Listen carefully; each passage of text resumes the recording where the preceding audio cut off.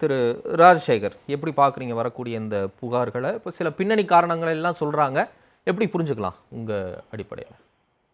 First of all நம்ம ஒரு complaint வருது அப்படிங்கிறப்போ இது அப்படி இருக்குமோ இப்படி இருக்குமோ அப்படிங்கிற விஷயத்தை தவிர்த்து டைரக்டா அந்த கம்ப்ளைண்ட் அட்ரஸ் பண்றதுதான் கரெக்டா இருக்கும்னு நினைக்கிறேன். அதுதான் ஒரு அறமா இருக்கணும்னு நினைக்கிறேன் நான். நீங்க அதை விட்டு அதுக்கான புனைக்கதைகள் அது அப்படி நடந்திருக்கலாமா, இப்படி நடந்திருக்குமா, இதனால அது நடந்திருக்குமா அப்படிங்கிற விஷயங்களுக்குள்ள இப்போதைக்கு போக தேவையில்லைன்னு நினைக்கிறேன்.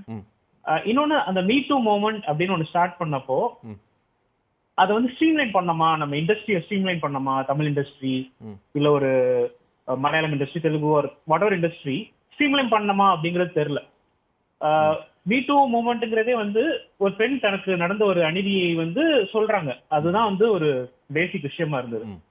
அப்போ இன்னைக்குமே ஒரு பெண்ணுக்கு, ஒரு சினிமால ஒரு பெண்ணுக்கு ஏதோ நடக்குது அப்படின்னா அதை அவங்க எங்க போய் கம்ப்ளைண்ட் பண்ணுவாங்க? அதுக்கான ஒரு விஷயம் நம்ம பண்ணிருக்கோமா? நடந்து 6 வருஷம் ஆயிடுச்சு, ஒரு 5 வருஷம் ஆயிடுச்சுன்னு வச்சுக்கோங்க, இன்னும் அது நடந்திருக்கா அப்படின்னு கேட்டா இல்ல. இன்னொன்னு நான் இந்த விஷயத்துல பெருசா பார்க்க விரும்புறது, இப்ப அசிஸ்டன்ட் டைரக்டர்ஸ் சொன்னாங்க விமன் வந்திருக்காங்க, அசிஸ்டன்ட் கேமராமேன் விமன் வந்திருக்காங்க அப்படிலாம் சொல்லியிருந்தாங்க. பேசிக்கா இந்த இண்டஸ்ட்ரியே பாக்குறோம்னா ரன் பண்றது வந்து ஒரு மேல் டாமினேஷன் இண்டஸ்ட்ரி தான் இது. அதை நம்ம வந்து எந்த விதத்துலயுமே நம்ம மறுக்க முடியாது. சரி. சோ ஒரு ப்ரொடியூசரா இருக்கட்டும், ஒரு டைரக்டரா இருக்கட்டும், எல்லாமே வந்து ஒரு மேல் தான் இருக்காங்க. ஒரு மேல் ஒரு பவர்ல இருக்கிறது யாருன்னு பார்த்தோம்னா மென் தான். இது ஃபார்ச்சுனேட்லி அன்பார்ச்சுனேட்லியோ ஒரு பணம் இருக்கிற இடத்துலயும் ஒரு யாருக்கு வெற்றி கிடைக்குதோ அவங்கதான் இந்த சினிமா இண்டஸ்ட்ரி ஆள்ற மாதிரி இருக்கு. நீங்க ஒரு ஐடியோ இல்ல அந்த மாதிரி இடங்கள்ல அந்த மாதிரி கிடையாது. ஒரு ஸ்கில் பேஸ்டா வராங்க, எல்லாமே நடக்குது. பட் இது வந்து பேசிக்கா பணம் யாருக்கு இருக்கு, யார் ப்ரொடியூசரா வராங்க, அவங்கதான் அது பண்ண முடியும் அப்படிங்கிற மாதிரி இருக்கு. சோ அதுல இந்த விமனுக்கு வந்து வாய்ஸ் அவுட் பண்றதுக்கான வாய்ப்புகள் மிக மிக குறைவு. அதனாலதான் இந்த அநீதிகள்லாம் நடக்குது அப்படிங்கிறது தோணுது. இல்ல பழைய காலத்தோட இல்ல முன்காலத்தோட ஒப்பிடும்போது இப்ப ரொம்ப குறைவா இருக்கு, நம்ம அந்த அளவுக்கு பார்க்க வேண்டிய அவசியம் இல்லை அப்படின்ற கருத்துக்கள்லாம் வருது. இன்னொன்னு, இந்த குற்றச்சாட்டுடைய உண்மைத்தன்மை குறித்த கொஸ்டினையும் நிறைய பேர் எழுப்புறாங்க. அதை எப்படி புரிஞ்சுக்கலாம்? இல்ல, உண்மைத்தன்மைங்கிறத வந்து அந்த கமிட்டி ஆராயணும் ஒண்ணு. இன்னொன்னு, அது கோர்ட்டா இருக்கோ இல்ல அதுக்கு ஒரு பாடி நம்ம வச்சிருக்கோமோ அவங்க ஆராயணும். அதுதான் அது கரெக்டா இருக்கும். இப்ப நம்ம இங்க இருந்து நம்ம வந்து அது உண்மையா பொய்யாங்கிறத நம்ம சொல்ல முடியாது இல்லையா? சோ அதை சொல்ல வேண்டியதுக்குன்னு ஒரு பாடி இருக்கு, அவங்க அதை விசாரிச்சு அதை சொல்லணும் ஒண்ணு. இன்னொன்னு, இந்த நீங்க சொன்னீங்க இப்ப வந்து குற்றங்கள் குறைஞ்சிருக்கு, இப்ப ரீசெண்டா அந்த மாதிரி எல்லாம் அந்த புகார் இல்ல அப்படிங்கிறது. அகைன் அதுக்கு அந்த மீ டூ மூமெண்ட் தான் காரணம்னு கூட நான் சொல்லுவேன். இந்த ரீசெண்ட் டைம்ஸ்ல அது வந்து இப்போ சோசியல் மீடியா இருக்கிறப்போ அது அட்ரஸ் பண்ணப்படுது, அத வந்து நிறைய பேர் பேசுறாங்க அப்படிங்கிறப்போ அதுக்கான ஒரு பயம் ஏற்பட்டிருக்கு. சோ ஈஸியா முன்னாடி நடந்த மாதிரி அதை பண்ண முடியல அப்படிங்கிறது கூட ஒரு காரணமா இருக்கும் இல்லையா? திரு ராஜசேகர், இதை கட்டுப்படுத்துவதற்கு வேற என்ன செய்யலாம் அப்படின்னு நினைக்கிறீங்க உங்களுடைய பார்வை? பேசிக்கா அதை முன்னாடி சொன்ன மாதிரி இதுக்கு ஒரு கவர்னிங் பாடி, இதுக்கு ஒரு கரெக்டான ஒரு ஸ்ட்ரீம்லைன் பண்ணணும் நம்ம இண்டஸ்ட்ரி அப்படின்னு நினைக்கிறேன். அது மலையாளம் இண்டஸ்ட்ரியா இருந்தாலும் சரி, தமிழ் இண்டஸ்ட்ரியா இருந்தாலும் சரி, இந்த டோட்டல் என்டர்டைன்மெண்ட் இண்டஸ்ட்ரியை ஒரு ஸ்ட்ரீம்லைன் பண்ணணும்.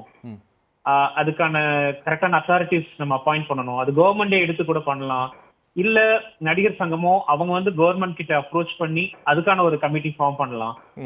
அதுக்கு கரெக்டான ஒரு பீப்புள், சோசியல் வெல்ஃபேர்ல இருக்கிற பீப்புள், சோசியல் ஒர்க்கர்ஸ்ல இருந்து அதுக்கு கரெக்டான பீப்புள் அப்பாயிண்ட் பண்ணாங்கன்னா அது கரெக்டா இருக்கும்னு தோணுது. அண்ட் அகைன் இப்ப நிறைய பேர் நம்ம சொல்றோம் இல்லையா, கொஞ்சம் டிலே பண்ணி சொல்றாங்க கம்ப்ளைண்ட்ஸ். ஒரு 5 வருஷத்துக்கு முன்னாடி நடந்துருது, 6 வருஷத்துக்கு முன்னாடி நடந்ததெல்லாம் சொல்றாங்க அப்படி. சோ இது இந்த மாதிரி விஷயங்களை அவாய்ட் பண்றதுக்கு இனிமே நடக்கக்கூடிய கம்ப்ளைண்ட்ஸ், அது கரண்டா நடக்கக்கூடியதுக்கு வந்து ஒரு பர்டிகுலர் டைம் பீரியட் இருக்கணும், ஸ்டிப்புலேட்டட் டைம் பீரியட். இந்த டைம் பீரியட்குள்ள அவங்க சொல்லலாம் அப்படிங்கறதையும் இனிமே கொண்டு வரலாம்னு நினைக்கிறேன்.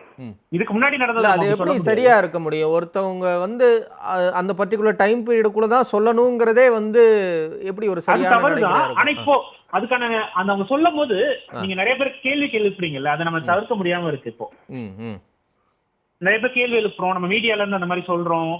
அது வந்து ஒண்ணு அந்த புகாரையே வந்து கலங்கப்படுத்துறதா இருக்கு, எல்லாமே இருக்கு. இப்ப நம்ம ஸ்ட்ரீம்லைன் பண்ணிட்டோம்னா அதை பண்ணலாம்னு நினைக்கிறேன்.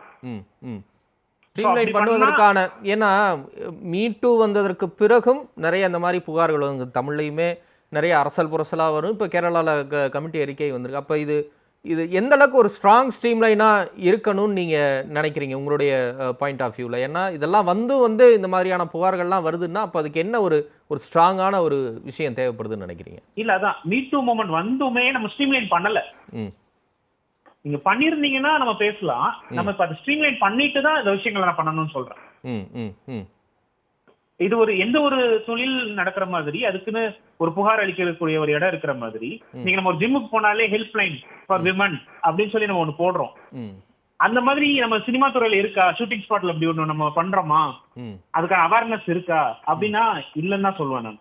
ம் ம் சோ முதல்ல அதை பண்ணிட்டு நான் அதுக்கப்புறம் தான் அதை சொல்றேன். இப்போ நீங்க உடனே அதை பண்ண முடியுமானா பண்ண முடியாது. ஓகே. ஆனா எல்லாமே ஸ்ட்ரீம்லைன் பண்ணிட்டு பண்ணலாம்.